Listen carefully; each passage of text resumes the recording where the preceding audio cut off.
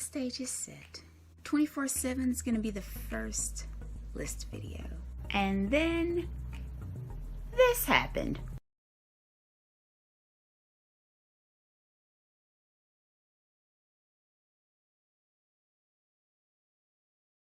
My hands are tied, folks.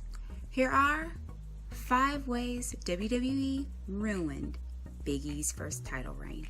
Number 1, how and when it started. Big E's title reign started on a random episode of Raw. He cashed in after less than 2 months as Mr. Money in the Bank. He announced the cash in on the day that it happened.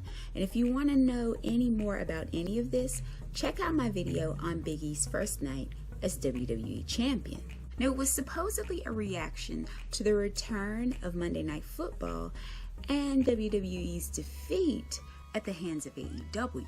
But no matter what the knee-jerk reaction, this was not the way for Big E to be crowned. Number 2, not enough one-on-one feuds. Big E had 5 title defenses in his 3.5 months as WWE Champion. This doesn't count the champion versus champion match against Roman Reigns for Survivor Series. 2 of those title defenses happened in one night with Bobby Lashley. You have the Crown Jewel defense against Drew McIntyre and a one-off match with Austin Theory. This man was champion 3.5 months and he feuded with 2 people, one of which was the man he cashed in on. Number 3, weak booking. Big E, in the vast majority of his matches, would lose the entire time and then pull out a couple of big moves at the end for the victory. In one of his cage matches, he escapes out the cage through the door, and I mentioned this in great detail in another one of my videos. You can see that here. Now, you think it might endear him to the fans, but coupled with his silliness, the factors conspire to make him look weak. Number 4, not being the focus of his own final feud. He's lost amongst the group in the Fatal 4 or 5-way match. The match card on day 1 even said it all. Number 5, delegitimizing his reign after it was over. On the January 10th episode of Raw, Big E had his first one-on-one match as former champion.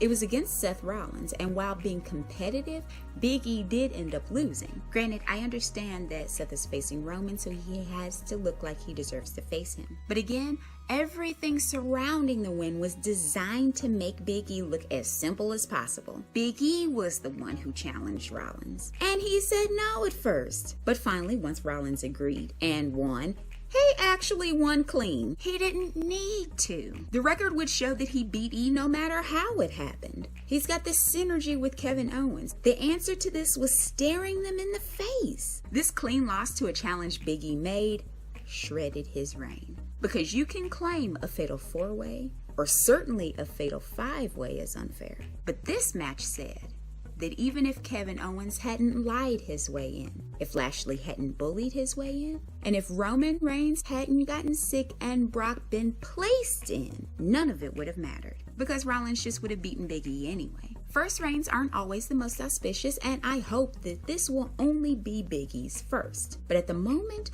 this job signaled to me that E is probably back on his way into the mid-card for a while. Damian Priest needs some strong opponents to topple as US champion, and Big E needs an identity crisis, maybe even to eventually turn him heel. What are your thoughts? What about their handling of Big E's title reign worked for you? And what didn't? Let me know in the comments. Be sure to like, share, comment, and subscribe. Tap that bell icon to make sure you get notifications for when new videos come out. Thank you all so much for watching, and I'll see you soon.